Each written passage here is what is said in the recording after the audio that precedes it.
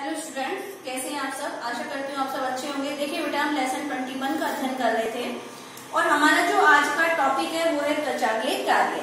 देखिए, जो त्वचा होती है वो शरीर का सबसे बड़ा अंग है, क्योंकि हमारे ये जो त्वचा है वो शरीर के संपूर्ण भागों में क्या होती है, उपस्थित होती है और इसी कारण इसे शरीर का सबसे बड़ा अंग भी क्या कहा जाता है।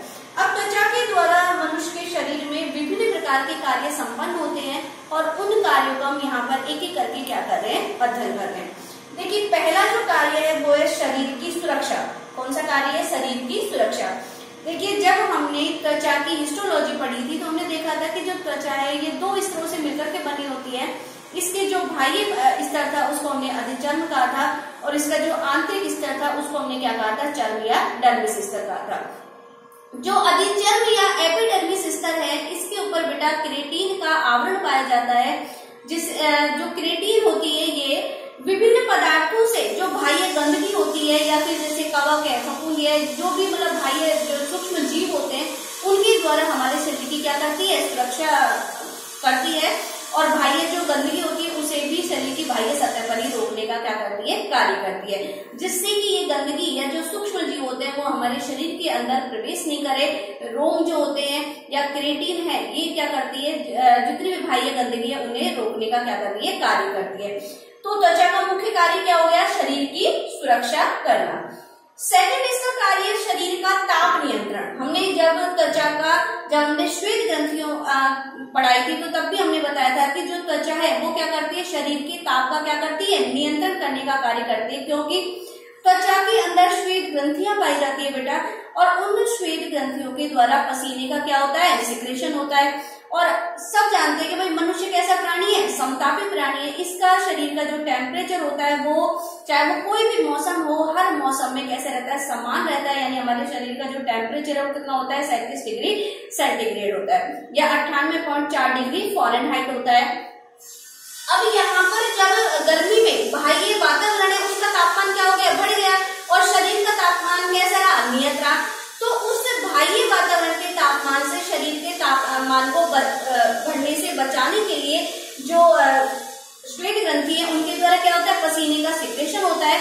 और जब ये पसीने के संपर्क में जब गर्म वायु आकर के इससे टकराती है तो ये कैसी हो जाती है, ठंडी हो जाती है और हमारे शरीर के ताप को क्या करती है, निश्चित बनाए रखने का कार्य करती है। तो इस तरीके से जो त्वचा है वो क्या कर रही है, शरीर में ताप नियंत्रण का भी क्या करती है, कार्य करती है। थर्ड इसका कार्य शरीर की आकृति। थर्ड कार्य क्या है, शरीर की आकृति। अब देखिए बेटा, त्वचा जो होती है कैसी है, लचीले, ये लचीले इलास्टिक फाइबर से मिलकर के बनी होती है। इसमें बहुत ही लचीले तंतु पाए जाते हैं और लचीले होने के कारण जो त्वचा होती है इसे हम आसानी से जो हमारे अंग है उनको क्या करती है, मोड़ सकते हैं। तो इस कारण से शरीर को क्या करती है, निश्चित आकृति भी क्या करती है, जो हमारा कंकाल तंत्र है उसको बांधे रखने का काम करती है।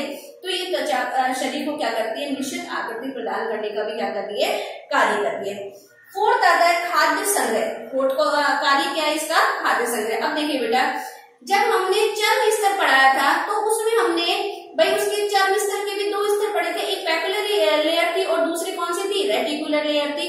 तो हमने जब रेटिकुलर लेयर पढ़ाई थी तो उसकी हमने बताया था कि रेटिकुलर लेयर के नीचे खाद्य पदार्थ जो वसा होती है उसका मोटा आवरण पाया जाता है।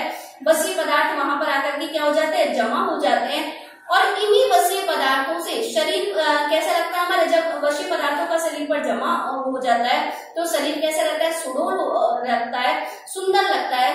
तो ये क्या करती है, जो त्वचा है वो क्या कर रही है, वसा का जमाव करके खाद्य पदार्थों का क्या कर रही है, संग्रह करती है।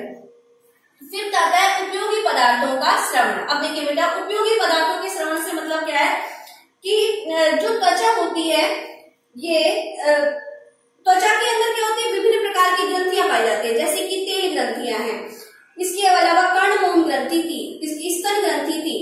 इसके अलावा जो त्वचा है ये विटामिन डी का भी सिक्रेशन करती है। तो जो स्तन ग्रंथि थी उनके द्वारा दूध का श्रवण हो रहा है, कर्णमोम ग्रंथि के द्वारा सेरोनिन नामक पदार्थ का श्रवण हो रहा है, तेलीय ग्रंथियों के द्वारा तेलीय पदार्थों का श्रवण हो रहा है। तो जो त्वचा है ये क्या करती है, विभिन्न पदार्थों के श्रवण करने का भी क्या करती है, कार्य करती है।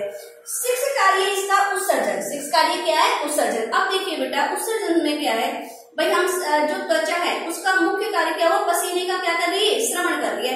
अब हमने पढ़ाया था कि जो पसीना है उसके अंदर जल, यूरिया, इसके अलावा कुछ लवण है, इनका क्या होता है, कुछ CO2 की मात्रा है, इनका क्या होता है, इनके साथ साथ उत्सर्जन होता है। तो यानी कि जो शरीर के अपशिष्ट पदार्थ होते हैं, शरीर के लिए जो हानिकारक पदार्थ है, उनका भी क्या करती है, उत्सर्जन करने का कार्य करती है। 7th है गमन। अब गमन वो ये कि भाई त्वचा में क्या होते हैं, पीले इलास्टिक फाइबर्स बहुत ज्यादा मात्रा में पाए जाते हैं, लचीली होती है, तो ये क्या करती है, हमारे जो गमन में भी क्या करती है, सहायता प्रदान करती है। 8 आता है कंकाल का निर्माण। अब देखिए बेटा, जो त्वचा का चर्म स्तर है, ये क्या करता है कि जो कलाजात अस्थियां होती है, जो कि भ्रूण अवस्था में जिनका निर्माण होता है, तो उन कलाजात अस्थियों के निर्माण में भी कौन सहायक होती है, त्वचा का चर्म स्तर होता है, वो क्या करता है, मदद करता है। 9th आता है अवशोषण। अब अवशोषण से क्या है, देखिए जो त्वचा होती है विभिन्न पदार्थों का अवशोषण करती रहती है, जैसे कि हम लोग तेल वगैरह शरीर पे लगाते हैं, मालिश वगैरह करती है, तो ये उन पदार्थों का क्या कर लेती है, अवशोषण कर लेती है। तो त्वचा का नेक्स्ट कार्य क्या है कि ये अवशोषण में भी क्या होती है, सहायक होती है। 10th है उद्दीपन ग्रहण। अब जो त्वचा है उसके अंदर क्या पाए जाते हैं, विभिन्न प्रकार के उद्दीपक संवेदनांग पाए जाते हैं, और ये ताप, दाब, दर्द, चुभन आदि सब को क्या करते हैं, ग्रहण करने का कार्य करते हैं। 11th इसका कार्य दांतों का निर्माण। दांतों के निर्माण से क्या मतलब है कि भाई जो दांत होते हैं उनके भी कुछ भाग ऐसे होते हैं जिनका निर्माण किससे होता है, त्वचा से होता है। पुनरुत्थ भवन। पुनरुत्थ भवन से क्या मतलब है, जैसे हमारे कभी घाव हो जाता है, शरीर के अंदर कोई चोट लग गई, चोट लगने पर शरीर के अंदर क्या हो गया, घाव हो गया, तो उस घाव को उस समय पश्चात वो घाव क्या हो जाता है, पुनः बढ़ जाता है। तो इनकी जो कोशिकाएं होती है, जो चर्म स्तर होती है, उसकी कोशिकाओं में क्या होती है, विभाजन की क्षमता पाई जाती है, क्योंकि वहां पर जितनी भी कोशिकाएं वो सजीव कोशिकाएं हैं, और विभाजन की क्षमता पाई जाने के कारण ये घाव वगैरह को क्या कर देती है, भरने का क्या कर रही है, कार्य करती है। तो त्वचा में पुनरुत्थ भवन की भी क्या पाई जाती है, क्षमता पाई जाती है। तो इस तरीके से त्वचा के बहुत सारे कार्य होने के कारण इसे हमें क्या कहा जाता है, शरीर का हर मोला अंग भी कहा जाता है। यानी कि क्वेश्चन आता है कि भाई शरीर का हर मोला अंग किसे कहा जाता है, तो किसको कहा जाता है, त्वचा को। या शरीर का हर मोला अंग क्यों कहा जाता है, तो वहां हमको जितने भी कार्य है उनके बारे में आंसर में बताना पड़ेगा। तो कौन सा एक बार देखिए, त्वचा के कार्य कौन कौन से हैं, शरीर की सुरक्षा करना, सेकंड कार्य शरीर का ताप नियंत्रण, थर्ड कार्य शरीर की आकृति, फोर्थ कार्य इसका खाद्य संग्रह, फिफ्थ कार्य उपयोगी पदार्थों का श्रवण करना, सिक्स्थ है उत्सर्जन, 7th गमन, 8th है कंकाल का निर्माण करना, 9th है अवशोषण, 10th है उद्दीपन ग्रहण करना, 11th है दांतों का निर्माण करना, 12th है लैंगिक आकर्षण। अब देखिए बेटा, लैंगिक आकर्षण से क्या मतलब है, अब जो त्वचा है ये क्या करती है, इसके अंदर विभिन्न प्रकार के जो पिगमेंट्स पाए जाते हैं, वर्णक पाए जाते हैं, और ये शरीर को निश्चित रंग प्रदान करता है। त्वचा जो चर्म स्तर है उसके अंदर पिगमेंट पाए जाते हैं, और त्वचा को क्या कर रहे हैं, निश्चित अंग, यानी काला है, गोरा है, तो वो सब किसके द्वारा बता रहे हैं, किसी को, त्वचा के द्वारा। या फिर रोम, किसी के बाल है वो लंबे हो गए, सिर के किसी के छोटे हैं, तो ये लैंगिक आकर्षण का भी क्या करती है, कार्य करती है। तो 11th कार्य क्या है, 12th कार्य क्या है इसका, लैंगिक आकर्षण, और 13th कार्य क्या है इसका, पुनरुत्थ भवन। तो इस तरीके से शरीर में त्वचा के द्वारा विभिन्न कार्य संपन्न होने के कारण इसे शरीर का कौन सा अंग कहा जाता है, हरपन मोला अंग भी कहा जाता है। और ये वेरी इंपॉर्टेंट है, बहुत बार पूछा जाता है कि शरीर का हरपन मोला अंग किसे कहा जाता है, तो किसको कहा जाता है, त्वचा को। तो इस तरीके से हमारा जो लेसन 21 था वो आज फिनिश हो जाता है।